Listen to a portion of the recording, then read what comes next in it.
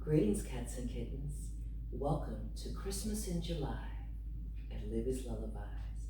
Today I am going to be reading How the Grinch Stole Christmas by Dr. Suess. So sit back or lie down. Either way, I want you to enjoy the story. Every Who down in Whoville liked Christmas a lot. But the Grinch, who lived just north of Whoville, did not. The Grinch hated Christmas, the whole Christmas season. Now please don't ask why. No one quite knows the reason. It could be his head wasn't screwed on just right. It could be perhaps that his shoes were too tight. But I think that the most likely reason of all may have been that his heart was 2 sizes too small. But whatever the reason, his heart or his shoes, he stood there on Christmas Eve, hating the Whos, staring down from his cave with a sour, Grinchy frown at the warm lighted windows below in their town. For he knew every Who down in Whoville beneath was busy now hanging a mistletoe wreath. And they're hanging their stockings, he snarled with a sneer. Tomorrow is Christmas, it's practically here. Then he growled with his Grinch fingers nervously drumming. I must find some way to stop Christmas from coming. For tomorrow, he knew. All the Who girls and boys would wake bright and early. They'd rush to their toys. And then, oh, the noise. Oh, the noise, noise, noise. That's one thing he hated. The noise, noise, noise.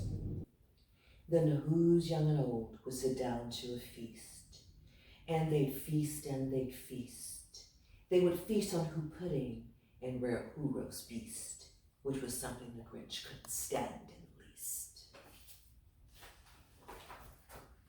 And then they'd do something he liked least of all. Every Who down in Whoville, the tall and the small, would stand close together with Christmas bells ringing. They'd stand hand in hand, and the Whos would start singing. They'd sing and they'd sing. And the more the Grinch thought of this Who Christmas sing, the more the Grinch thought, I must stop this whole thing. Why, for 53 years I've put up with it now, I must stop this Christmas from coming. But how? And then he got an idea. An awful idea. The Grinch got a wonderful, awful idea. I know just what to do. The Grinch laughed in his throat, and he made a quick Santa Claus hat and a coat. And he chuckled and clucked. What a great Grinchy trick! With this coat and this hat, I look just like Saint Nick. All I need is a reindeer. The Grinch looked around. But since reindeer are scarce, there was none to be found. Did that stop the Grinch? No, the Grinch simply said, if I can't find a reindeer, I'll make one instead.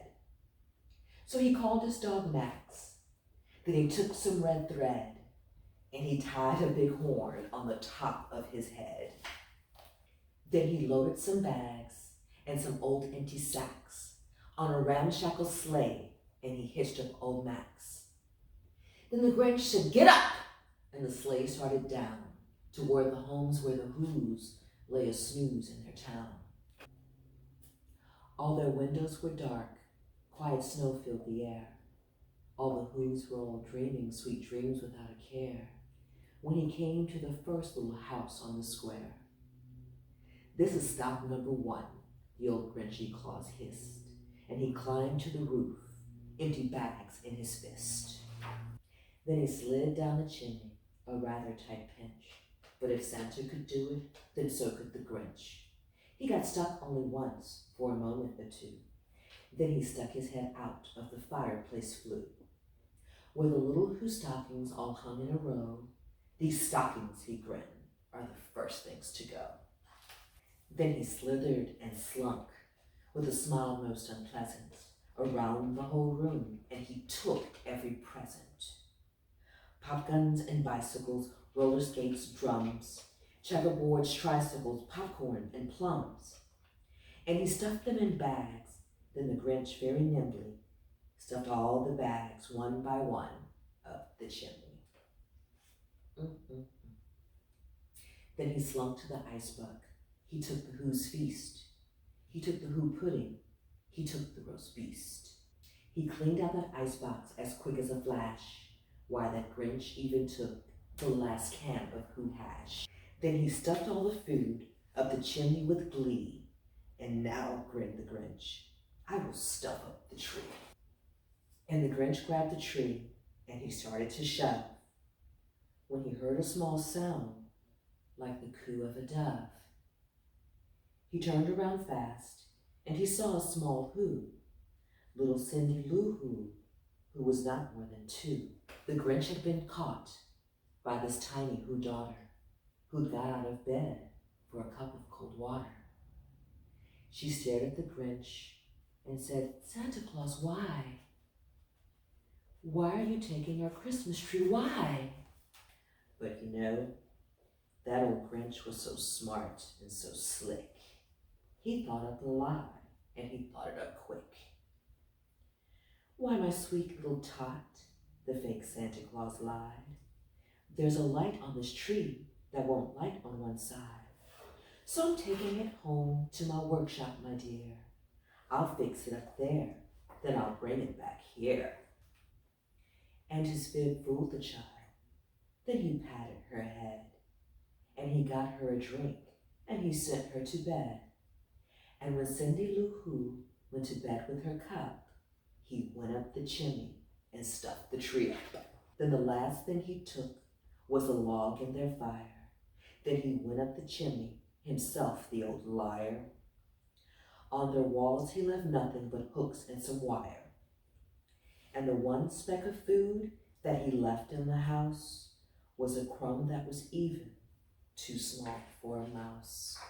Then he did the same thing to the other Who's houses, leaving crumbs much too small for the other Who's mouses. It was 1/4 dawn, and the Who's still abed, all the Who's still a snooze when he packed up his sled.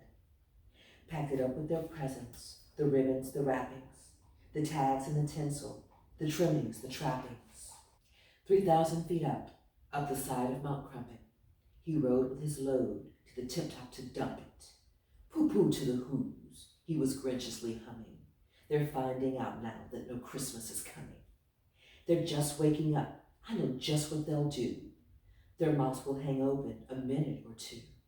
Then the Who's down in Whoville will all cry boo-hoo. That's a noise, grinned the Grinch, that I simply must hear. So he paused, and the Grinch put his hand to his ear. And he did hear a sound rising over the snow. It started in low, then it started to grow. But the sound wasn't sad. Why, the sound sounded merry. It couldn't be so. But it was merry, very. He stared down at Whoville. The Grinch popped his eyes. Then he shook. What he saw was a shocking surprise. Every Who down in Whoville, the tall and the small, was singing without any presents at all. He hadn't stopped Christmas from coming. It came. Somehow or other, it came just the same. And the Grinch, with his Grinch feet ice cold in the snow, stood puzzling and puzzling. How could it be so? It came without ribbons.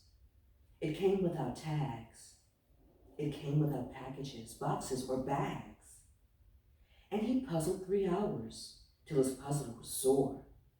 Then the Grinch thought of something he hadn't before. Maybe Christmas, he thought, doesn't come from a store. Maybe Christmas, perhaps, means a little bit more. What happened then? Well, in Whoville they say that the Grinch's small heart grew 3 sizes that day. And the minute his heart didn't feel quite so tight, he whizzed with his load through the bright morning light. And he brought back the toys and the food for the feast. And he himself, the Grinch, carved the roast beast. That, my darlings, is how the Grinch stole Christmas. I hope you enjoyed Christmas in July, and I want you guys to go and enjoy the rest of your day, or your evening, your week, or your weekend. And I will see you next time on Libby's Lullaby.